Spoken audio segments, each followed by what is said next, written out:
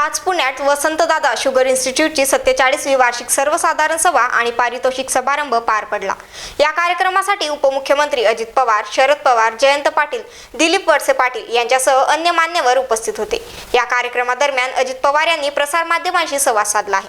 पाहूयात ते काय म्हणाले। पाहिलं तर बाळासाहेब थोरातांना मिळाले, काळेंना मिळाले, अशा अनेकांना ह्या क्षेत्रामध्ये काम करत असणाऱ्या अनेकांना वेगवेगळ्या प्रकारचे पुरस्कार त्या ठिकाणी मिळाले। त्याच्यातनं एक चांगलं काम केलेल्या शाबासकीची थाप पाठीवर पडल्यानंतर त्यालाही एक हुरूप येतो, त्यालाही एक समाधान वाटतं आणि त्याच्यातनं आम्ही आज हे पुरस्काराची किंमत पण इंडिव्हिज्युअल पुरस्कार 10,000चे होते ते 1 लाख केले। ते बहुतेक MD, chief chemist, chief engineer, आपल्या डिस्टलरी इन्चार्ज ह्या लोकांनाच आपण देतो। तुमचं फायनान्शियली जे चीफ अकाउंटंट जे चांगलं काम करतात त्यांना, आणि अशा पद्धतीने त्या पुरस्काराचं वाटप झालेलं आहे। इतर काही प्रश्न आहे त्याच्याबद्दल मी माझा सुतोवाच भाषणामध्ये केलेला आहे।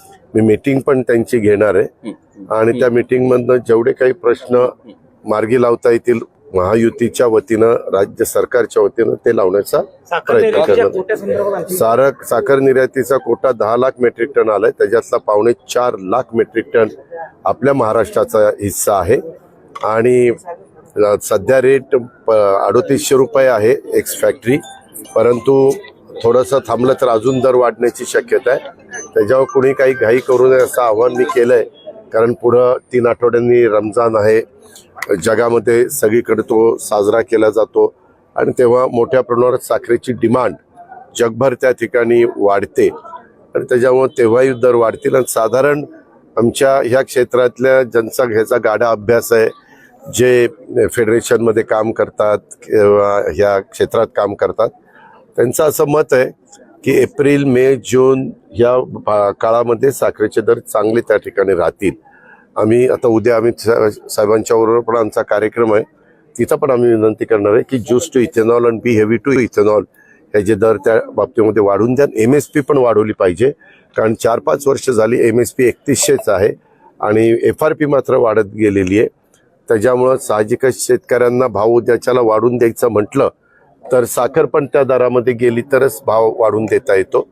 म्हणून साखर असेल, आमची वीज असेल आणि आमचं इथेनॉल असेल, ह्या संदर्भामध्ये आम्ही सगळ्यांनी लक्ष घालायचं ठरवलंय। चांगली व्हरायटी ही लावली गेली पाहिजे, त्याच्याबद्दल पण सुतोवाच, आणि दरवर्षी 33% तरी त्या भागात बेणं बदललं गेलं पाहिजे। एकदा नवीन बेणं आलं की ते 3 वर्ष टिकतं। असं जर बदल केला तर टनेज पण वाढेल, रिकव्हरी पण वाढेल, साखरेचं उत्पादन पण वाढेल आणि मेन उद्देश टार्गेट शेतकऱ्यांना जो जास्तीचा भाव मिळाला पाहिजे ते पण साधता येईल।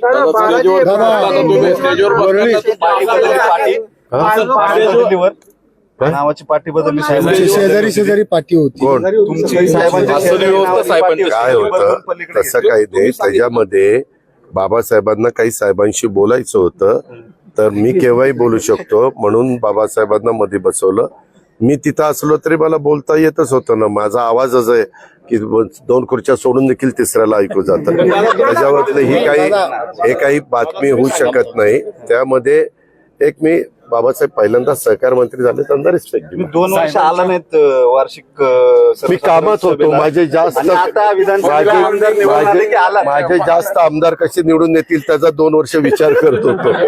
बांगलादेशी नागरिकांचा प्रश्न आहे, घुसखोरी आहे। पुण्यात पण काही बांगलादेशींकडे सर्व कागदपत्र सापडले। आपल्या लाडक्या बहिणीचा लाभ एका बांगलादेशी महिलेला मिळालाय मुंबईमध्ये। तो प्रश्न आपल्या देशामध्ये सगळीकडेच उत्पन्न झालेला आहे, विशेषतः मुंबई, पुणे, अशी कलकत्ता अशी जी काही शहरं आहेत त्या शहरामध्ये देखील, दिल्ली वगैरे ठिकाणी ही लोक येत आहेत। त्यांना शोधण्याचं काम आणि त्यांना परत पाठवण्याचं काम आपण सुरू केलेलं आहे। परवा सैफवर पण जो हल्ला झाला तो बांगलादेशीच होता, हे सगळ्या एकंदरीत तपासावरून सिद्ध झालेलं आहे।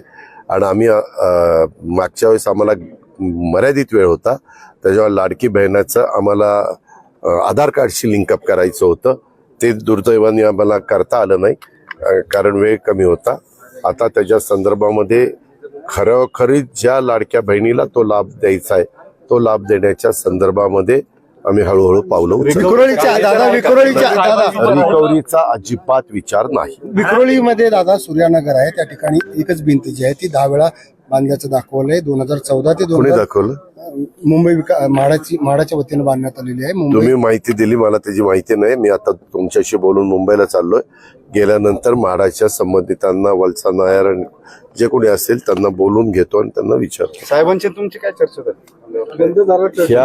ह्या व्यवसायाच्या करता ज्या कुठले प्रश्न आहेत ज्याचा सुतोवाच मी केला त्याबद्दलची चर्चा झाली.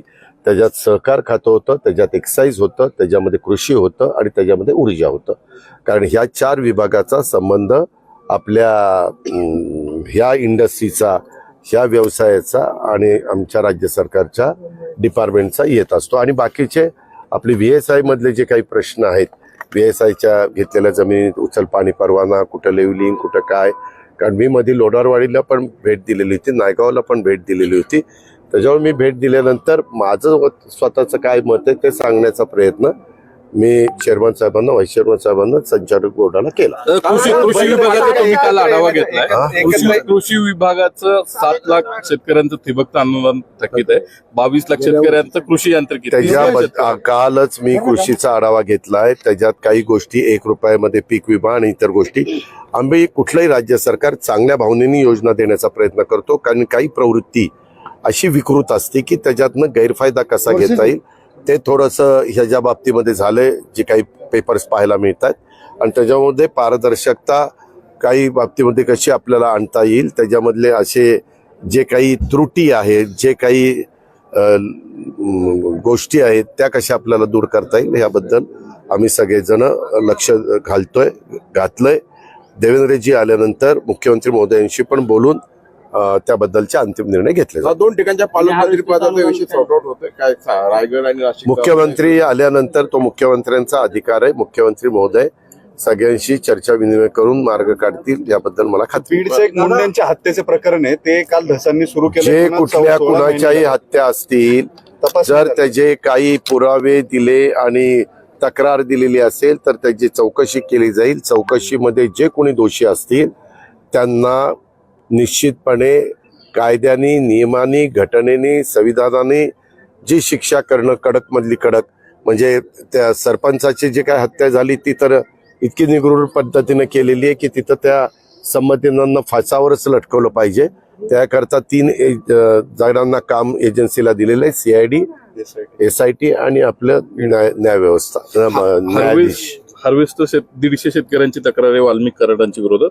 त्यांनी पैसे त्याबद्दलची चौकशी केली जाईल. कुणाच्याही बद्दल तक्रार, उद्या माझ्याबद्दल पण तक्रार आली तर चौकशी केली जाईल.